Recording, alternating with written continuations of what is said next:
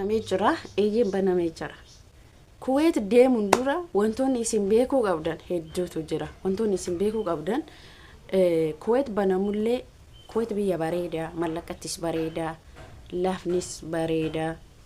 Garuu hojiin isin ulfaatullee biyya kamuu hojiin ulfaata. Wanniin ijoollee keessan obbolee keessan dhaamuu qabdan Kuwaitiin deemuun duratti dallaaltota gadi dhaabbataa warroota mallaqa keessa nyaatan dallaalli kun achitti ijoollee keenya tooyata yoo hojiin didee jijjiirama immoo ari'eetuma biyyatti galcha akka Suudii keessatti rakkoo uumaa jiran kan argaa jirtan obboleeyyan kee gaafa deemsa qofa odoon taane wantoonni hedduutu as keessa jira wantoota hedduu kana hubachuu qabdan ashama harka fuuna jirtu akkam nagaa keessan fayyaa keessan ummata qashtii ummata qaqqaalii ummata gaggaarii hordoftoota kabajamtoota chaanaalii kan kooti walitti deebinee jirra har'awanni walitti deebinee waa'ee dhimma Kuwaitiiti akkuma beekamu Kuwaiti banamee jira sirri eeyyeen banamee jira haa ta'u garuu wantoonni hedduun jidduu kanatti jiran hedduutu jira gaa namni keenya wani tokko dogongorri inni qabu beeytani biyyi takka banamte gaafa jedhan gir jedhee itti duuta miti gir jettee itti duuta tasgabbooftee ragaa jettee itti seenuu qabda akkamitti akka itti seentu karaa hedduutu jira tokkoffaa dallaalli kun mallaqa hammam akka si nyaatu Kuwait baname birri isaa guddaadha jedhee horii barbararra yookiin 200 faa isin gaafatuu danda'a Kuwait birri guddaadha jedhee asittis uf eeggannoo gochuu qabdan dallaalli kun dallaala odoon taane Kuwait amma banamte torbi tokko booda yookiin bararriin eegalamuu danda'a garuu ati karaa seera qabeessan nama boru obboleettii ta'e yookiin obboleessa kee maal gochuu hin dandeenye nama boru yookiin obboleettii ta'e obboleessa kee maal gochuu hin dandeenye yoo rakkate rakkoo san keessaa baasuu hin dandeenyetti wajjin ittiin tarkaafatin karaa seera qabeessan erga banamte miti qaxitaa biiroo deemuu qabda jechuudha obboleessa ta'e obboleettii ta'e gaafa biiroo deemtu jechuudha gaafa biiroo deemtu ati biiroo seera qabeessan gaafa deemtu obboleettii ta'e yoo hin taaneef ta'e qayyaru obboleessa keetillee hin taane ta'e ejensii akkana waan taane ittiin seenina gaafuma asii deemtu bakka ejensii Itoophiyaa nama irraan deemtan san namni sun ejensiin kun eessa mootummaan ala dallaala moo mootummaa itti seentanii qaxitaa jechuudha amma dallaala minaamin hin jedhinaayyuu biiroon ijewannoo kan wantaan natti himtanii maqaan isaa maal natti himta ejensiin jechuudha ka Kuwaitiin jira ka Dubaayin jira ka Bahreeniin jira ka Joordaan jira bakka ejensoonni hedduun hin jiranii miti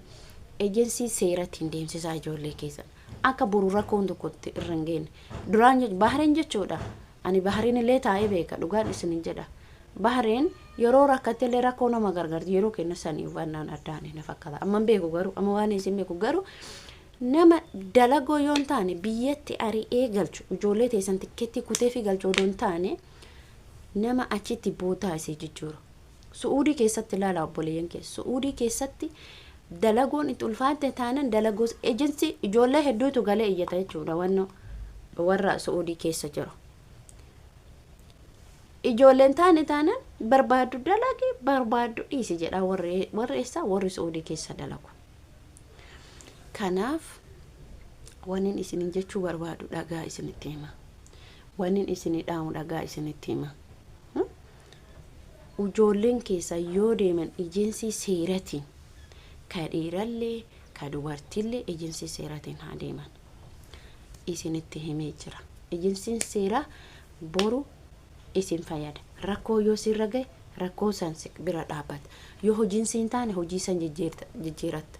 yoommoo ka dhiirallee akkasumatti beekam zimnyatanii Kuwait baname jettanii itti duucha adoon taane isin qaxitaa itti seenuu nama rogaa qabattanii tasgabbooftanii hin cufamti Kuwait banamte hin cufattee odoon taane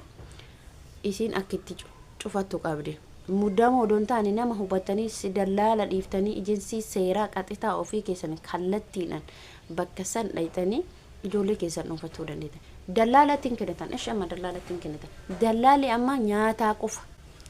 hafarfataa qofa bakka qoonqoo isaa qofa jechuudha ati rakkatti ati dhiifte kun isan galchu mataan isaa hin dalagu jechuudha dallaalli haguma akkatti galee kimsuusoo qamalee isin galee kanaaf wanni isin jechuu barbaadu obboloota ko obboleeyyan keessan ka oofuu amma ragudin ijoollee biyyaan baa jirtutu obboleen oofa miti wal qarqaarii wal dhoofa wal qarqaarte maalin gaala hidee akkasii mitiire kanaafuyyuu laalladhaa itti deema malee birri ma harkaa qabaatanii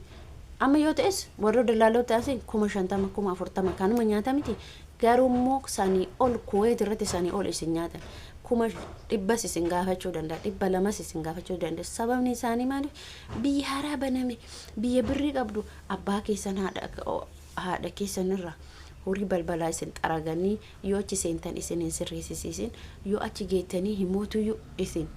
rakkoon tokko isin irra ga'e rakkoo san isin hin jijjiirin akkam gootan akkam gootanii kanatu na dhibe kanaafi tasgabbaaya ejensii karaa mootummaatiin dhufu tokkoffaa Kuwaitiin karaa mootummaan oofuun itti gammadan Suudii keessatti rakkoolee meeqa irra ga'anii ijoollee meeqa kaan harka cabsanii kaan luka cabsanii kaan sammuu isii hiikanii waa hedduu godhanii bar Suudii keessatti hin beekanii Dubaay keessatti illee ijoolleen mana ba'anii badanii badhee oolanii bakka kana deemna kan beekne isin galee kana isin jechuu barbaada kanaafu yommuutu wani isin jechuu barbaadu dhageettani yoo oofu heddan obboleeyyan keessan karaa seeratiin ejensii karaa mootummaatiin oofaa karaa dallaaltota achi yoo isin naqan isin hin yaadanne birrii keessan malee kanarraan hin deemina obboleeyyan keessan gorsa obboleetii keessan gorsa zim jetanii ol kaatanii bakka argitan ittiin tarina Senegalee bakka argitan ittiin tarina bakka argitan seenina kana isin dhaamu barbaada dalaalli ammaammu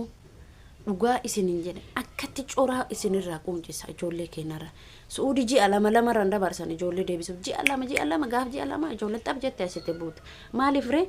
achi sistama isaan dalagan arabdoonni maal dalage kabira qayyaratu san biyyatti galchu tikeetti kutanii deebitee ammallee warroonni Suudii tuni kosiidha ummanni Suudii kun